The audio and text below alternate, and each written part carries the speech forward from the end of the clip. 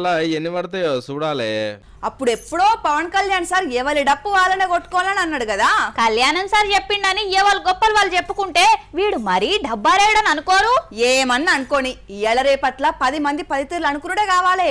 గట్లయితే mileage మస్తుకొస్తది. Mileage ఏమో గాని ఈ లీడర్లు కొందని బుట్టలేసుకునేందుకు ఏం చేస్తున్నారు చూడు.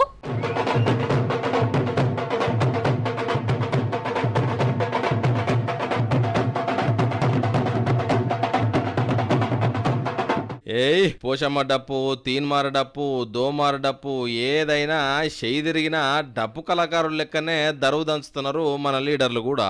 ఆదిలాబాద్ షేగుర్తు ఎంపీ అభ్యర్థి సుగునక్క, సీతక్క ఇద్దరు గట్టిగానే వేసిర్రు దరువు.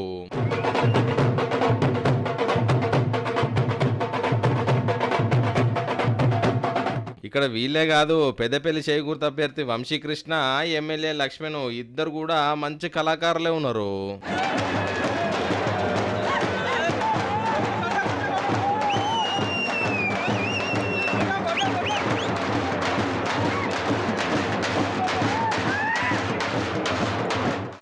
వంశీ పిల్లగాడు నాయనసాటు బిడ్డ, మన కల్చరు కట్టుబాట్లు తెలివయ్యని అన్నారు గాని పిల్లగాడు అందరు అనుకున్నట్టు స్మార్ట్ ఏం కాదు, మాసే.